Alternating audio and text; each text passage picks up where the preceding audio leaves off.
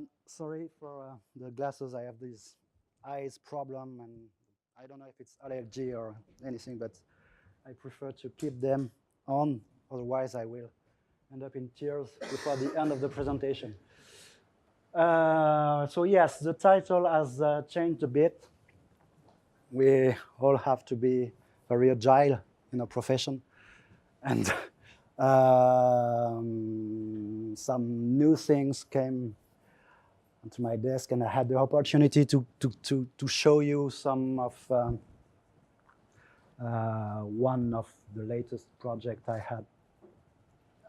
made last year. So I decided to change a bit what's in this presentation.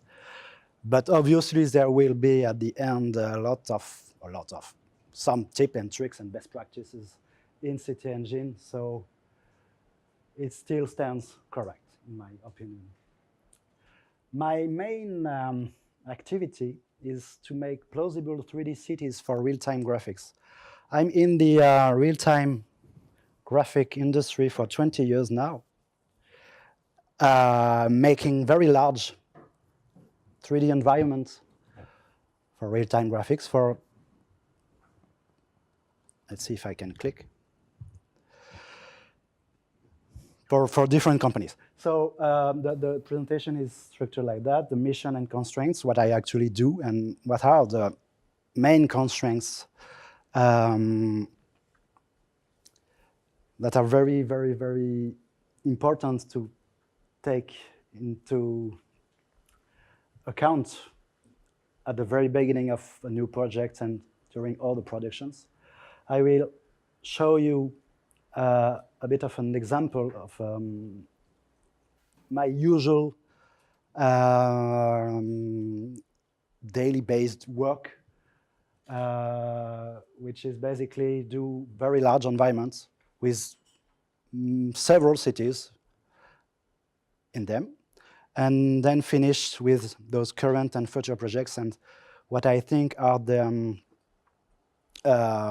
best practices that everybody that should get involved into the making of cities in 3D for real-time graphics, be it for games, simulation, architecture visualization, or urban planning visualization, should take into account. So yes, my main clients are training and sims companies. It's worldwide. So you've got some training and simulation companies for civil or military simulation and training everywhere. So I work for, I'm usually contracted to do some part of the environments, actually not always the whole environment, but everything that is related to the buildings, the human constructed structures and so on. Some game companies, architects and urban planners, this is more and more not true, actually. This market is a bit, I don't know why. I'm not working very often with these companies. And VFX pre-post FX studios for advertisements or movies or I don't know, every static images and linear medias. So there are actually two kind of main processes and workflows. It is either delivered standalone 3D environments and assets, and this is the old-fashioned, the old way to do things. Clients come to you and say, okay, I want that area in 3D. So, but I want to use it my way, so I need you to deliver to me 3D objects. Okay, and this is the second way to integrate to deliver 3D cities for real-time graphics is to integrate in client tool pipeline or workflow. This is coming more and more often. Actually, this is really the good way to do things right now. Doesn't necessarily mean that you can have a procedural workflow at runtime, but the clients will integrate the tools and the assets you produce in its pipeline, so it can retweak and reproduce everything. But either be the first solution or the second, you always need to master the final quality and overall memory performance footprint. Texture-wise, polygon-wise, Drawcall-wise, etc. Why is that? Because I said we are talking about real-time graphics, so we are in a finished budget every time. If it's a game, you have to fit in the game polygon and memory budget. If it's a simulation, you have to fit into the hardware, the machines that will be used to display and to play the simulation, etc. So lots of constraints, actually. But you also have more semantic or more quality and fidelity and art objectives that you have to keep in mind to make an environment, a 3D environment that is really matching the look and feel of its real counterpart. For aerial training and simulation, helicopter simulations, drone simulations, UAV, fast jets, and so on, all efforts is made on the building views from the top.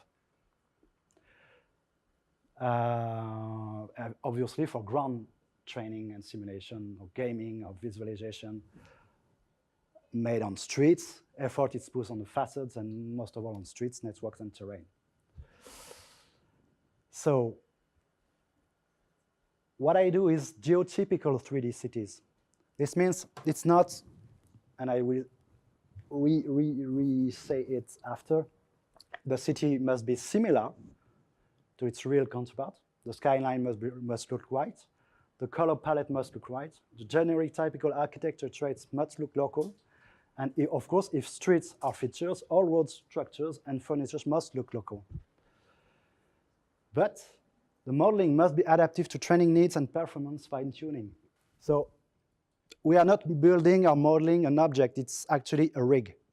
If some of you maybe are used to other sides of the 3D modeling industries, like 3D characters, animation, and so on, there is a very large area of this industry that is dedicated to rigging.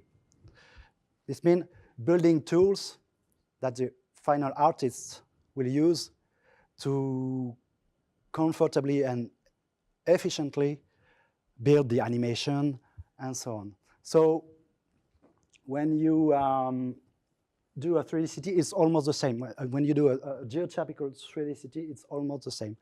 And I like to imagine procedural modeling, in fact, as a rig, because yeah, I will show you after.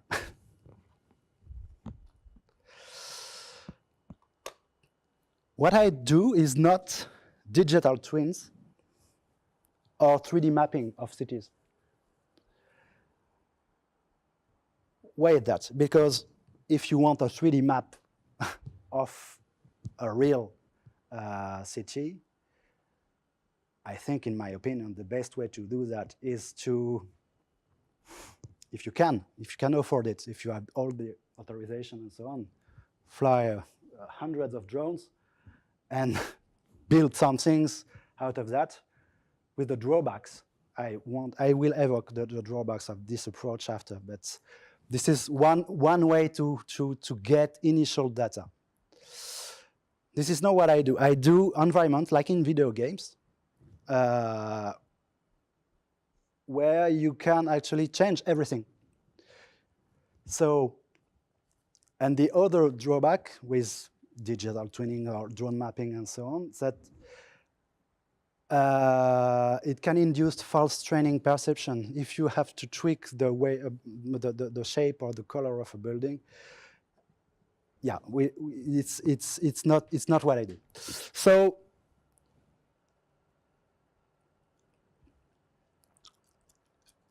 yeah, one thing I often hear is, let's hire that building so we can't see what's behind for training purposes. Let's make this one in blue or this one more shiny when the sun is low, and so on. Let's get rid of this whole area because the training scenario or the game scenario is asking for it. Or maybe let's make it possible to land on those roofs and so on.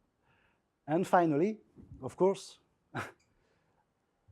the client wants to display other many things, all this geometry, all those polygons, like what you see out of the window right now at 60 Hz, which means have a good frame rate, a real-time frame rate.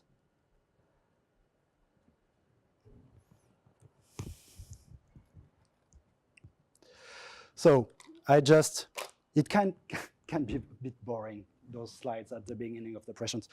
Be assured there are some pretty pictures at the end. So just to summarize, the standalone delivery is a very traditional process. You have the GIS tools, 3D modelers, everything going into a loop, into CityEngine. You feed CityEngine with initial shapes. You export back to GIS tools or 3D modelers. You do all the level editing, in fact, in CityEngine. So CityEngine is a WYSIWYG editor, where the CIJ is the source scene. And then you export in FBX, Datasmith, or whatever, to 3D modelers and render engines. And finally, everything is happening here between the 3D modelers and the render engines. The pipeline integration is a lot more interesting because you have, at the beginning, the same process, the GIS tools, 3D modelers, and you exchange with CityEngine with, I don't know, SHP or geodatabase format. And then you have, in fact, this should be here. You can have this loop, iteration loop between the render engines which have some GIS-aware capacities or anything else who has the Houdini engine-aware application like Unreal or Unity, thanks to Palladio, which is not displayed here. That's a mistake. Sorry.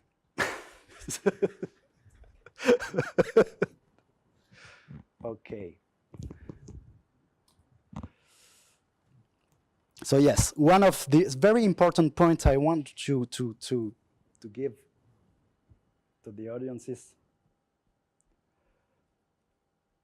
yeah, it comes almost from the guts. The render engine target structures both the procedural modeling and 3D exports at the very beginning of an application of a 3D making, of a city 3D making, as soon as the 3D area covers more than 1 square kilometer for ground applications, and let's say 10 square kilometers for air application. Why is that? Because you have to control and keep under control everything, like the number of materials that should be generated by the procedural code, the definition of these materials that should be humanly accessible and batch editable. Of course, the number of polygons in the viewport must be controllable. And most importantly, the granularity and structuration of the scene graph must be adapted both to the engine's strength and weakness. Because when you're dealing with Unreal or Unity or a proprietary engine developed by a simulatorist, whatever, every engine and editors have their strengths and weakness. So the granularity of the expected data is the key, in fact. Let's say, okay, we can have only static meshes for buildings, but if we are making a game, what is with the small individual props, like assets, like street furnitures and so on, or maybe windows, if you want to destroy the windows, should I be there accessible, destructible, movable, and so on? So normally you should have in mind all of this, because it structures also the export, but also the way the grammar, I use the terms grammar because it's history. And also the way the CGI code is going on through the building of the process of all the buildings. Otherwise, you generate something that is in fact useless for the clients because he won't be able to use it in real time in its game, or sim, or ArcViz, because it would require too much rework. If there are thousands of materials, for instance, okay, with silly names or which don't mean anything. If you have static meshes, large, with, I don't know, if you regroup per material and you have static meshes that spans from this area to the train station in Zurich, for instance, you won't be able to destroy or to pick one particular part of these buildings. So you have to know everything normally at the start, and it structures everything then. There is another thing that's coming, and I'm pretty happy that the first presentation, the Devin's presentation at the beginning, has scratched a bit the surface of this problem. It's not a problem, it's a workload. We are more and more used to pretty pictures, pretty graphics, and we take that for granted. In fact, the technical word for that is the PBR, PBS shading process, the rendering engine, the physically based rendering engines, capacities, and physically based surfacing. So for games, unless you do mobile games, and it's not even true because mobile games also do adapted PBR, PBS pipelines, rendering pipelines now in Unity or Unreal. You have to generate tons of new data for that. I mean, there is not only one texture. 15 years ago, we were happy with just an albedo texture, a diffuse texture. But now you have very, very, very large amount of different assets, like metalness maps, roughness maps, normal maps, emissive maps, occlusion maps, and so on. And of course, you would like to check, in fact, the way that those textures assets are applied to your procedural geometry, and it actually looks good in the rendering engine. So it's a lot of work that is added to the process. And it also add some export times because when you export in tiles, for instance, one material will be exporting the diffuse texture, the metalness, etc., etc., etc., and so you have very high render times. One of the problems with that is every engine has their own material definition. Even if it's PBR, PBS tech, between Unity and Unreal, the material is not the same. So sometimes it doesn't make any sense to actually take some time to do it into the CityEngine, because you will have to rewrite everything afterwards. Some engines can read some file formats, some others not, etc. So what I want to try to say here is that when you go into the pipeline, the process of integrating CityEngine into a pipeline, should be very careful of not making too much into CityEngine, but either integrate it as a platform where there is actually no bottlenecks. So the process can be flowing nicely.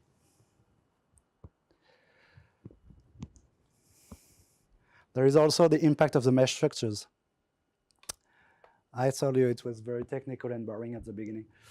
Real-time engines like to make big mesh to scrunch, like merging meshes by materials is a very good feature in CityEngine.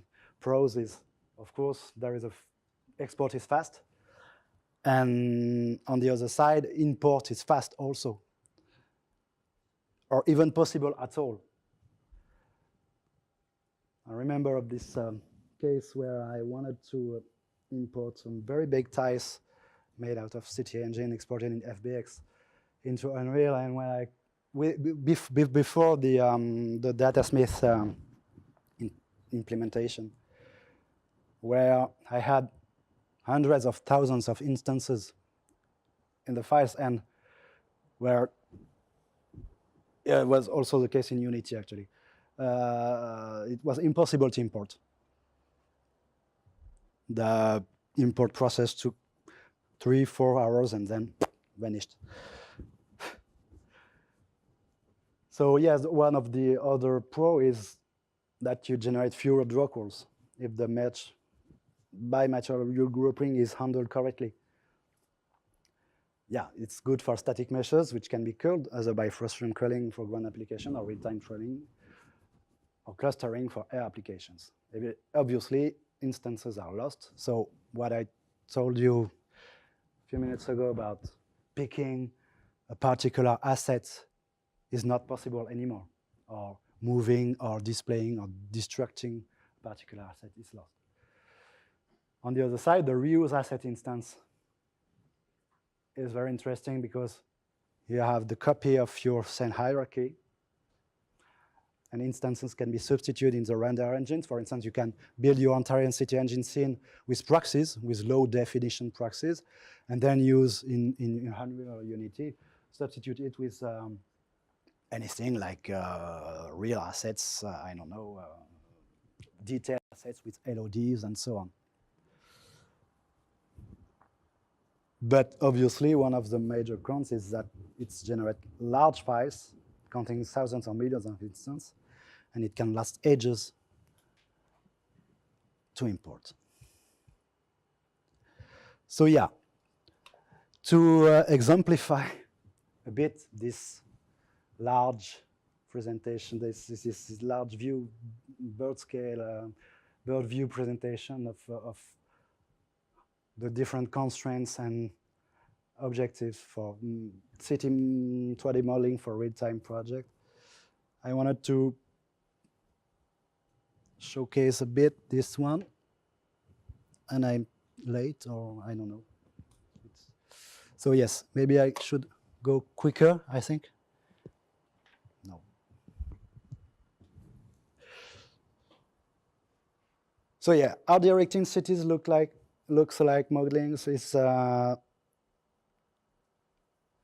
last year I was asked to generate all the buildings in the Kuwait for a simulator, for a helicopter simulator. So I had to go on site, I go quicker because I think I'm running out of time. Use Google Read blogs, document everything, build a virtual journey, a real journey diary, and of course keep changing observation point from above, from the ground, from inside the buildings, observe color perception, and so on.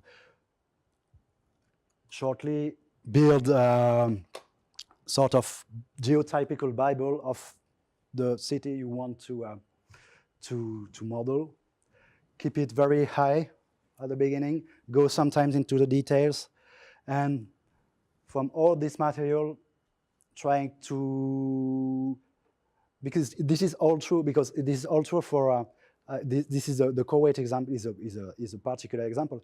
But if you do that for another part of the world, like, I don't know, you want to train in a part of a very remote area of Africa or of South America and so on, it will remain the same. So the approach is the same, but the typologies won't be the same. So try to isolate the different architectural traits that are very important, like for Kuwait City, generic residential high buildings, office buildings, individual house, commercial structures, etc., etc. So trying to have a limited synthesis of all the different structures you will have to geotypically model. So obviously, the effort has to be made on the most represented typology. Here on Kuwait City, it's obviously the individual houses and the generic residential buildings.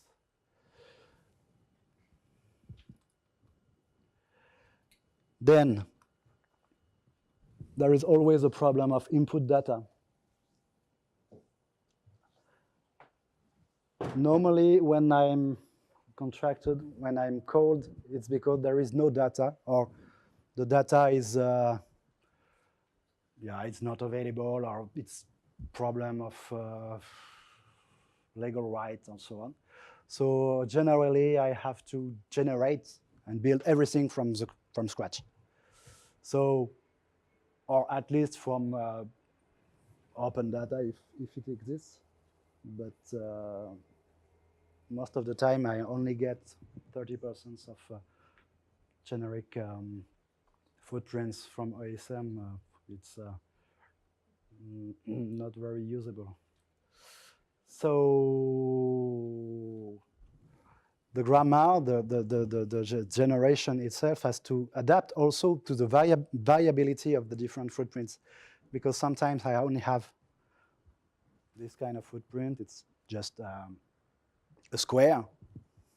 Sometimes I have this, because somebody took some time and put it in OSM to actually draw the buildings, but it's, yeah, so there is a very large diversity problem between those kind, and in the end, it should also generate the same level of complexity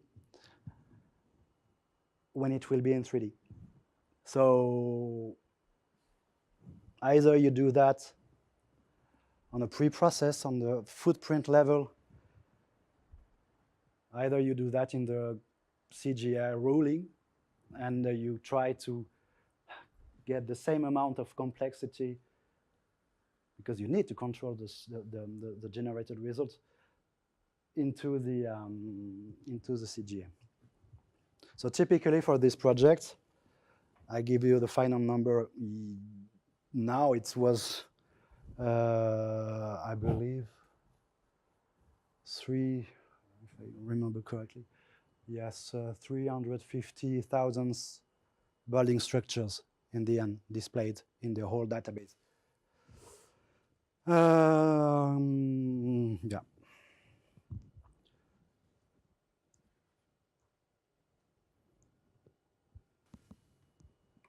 So you have one of the major challenge with making generic geotypical cities is to make things that are appealing,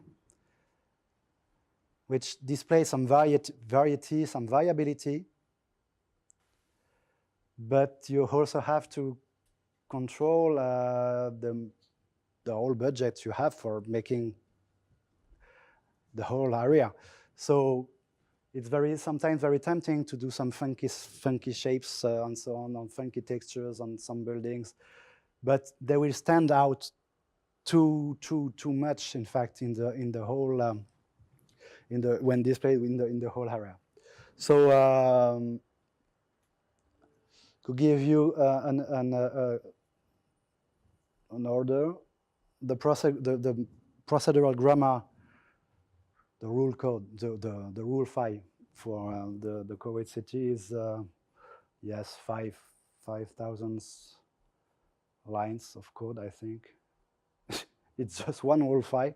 It's a strange habit to do only one rule files for making cities.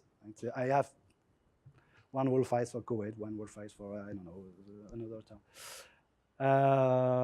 Over 200 just only albedo maps, and a few others. I don't know where it's here. But so the process on that project was an integration project. So finally, it was a client who should generate himself on demand the geometry to fit into its render engine and so on. So there is some GIS tools at the beginning, some master scenes like the Kuwait city center, some part of the desert, some other towns, and so on. Everything is everything is edited inside CityEngine in a per scene approach. Then it's exported in shapefile, wide shapefile, because the client's GIS aware render engine editor is based on a PostGIS database, and it takes shape files in input data. Then everything is done in there: the load tiling, the processing, the altimetrization, the creation of the terrain, and so on. Then it exports small tiles, thousands, hundreds of thousands of small tiles, LOD tiles. And those tiles are then input into CityEngine and generated in batch with Pythons. And we got all this pre-generated data structure of the whole area that then can be displayed into real time.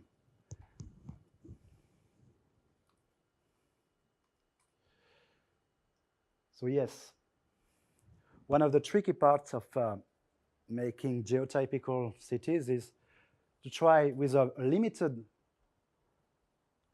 number of line of codes, and of course number of textures, number of final assets, to try to make things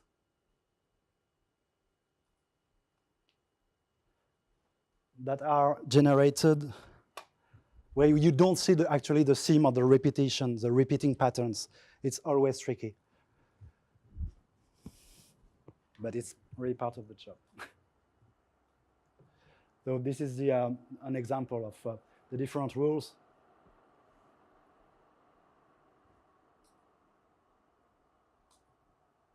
And the same for the high buildings.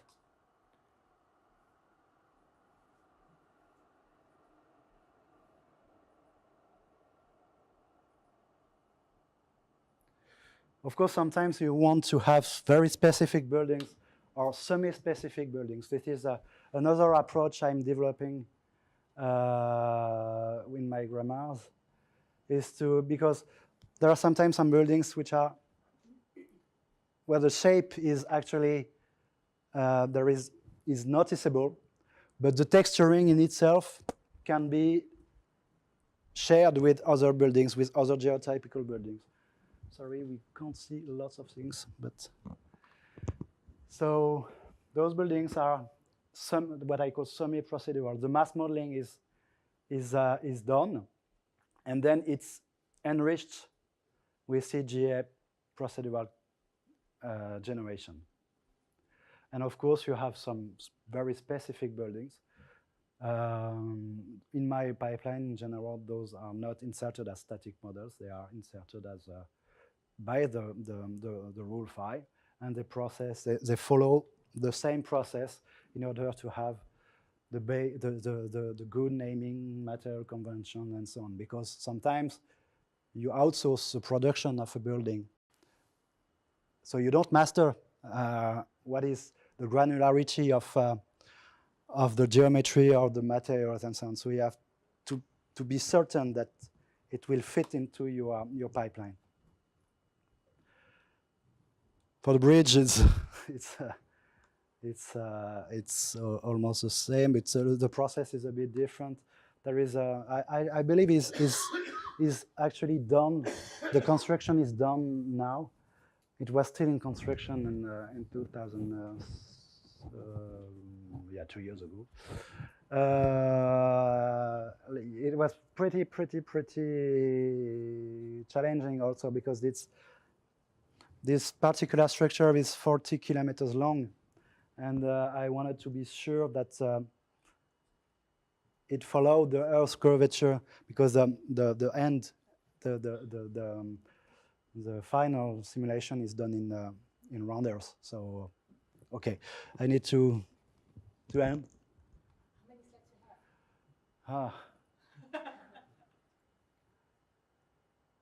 you have? I will go quick. Okay, just the night. Yeah, it's in echo to, we can't just display drone imagery or with everything baked into the shadows or specularity and so on. Why is that? Because in simulation or game, you want to change the hour of day, and if the shadow is in the texture, it's it's awful. If you want to do something at night, it's the same. So you have to redo everything. So actually, I never use photogrammetry data as an input. I can use it as an input, but it will never be featured in the final product like that. Why is that? Because you want to see, yeah, you want to do pretty nice illumination for the buildings and so on.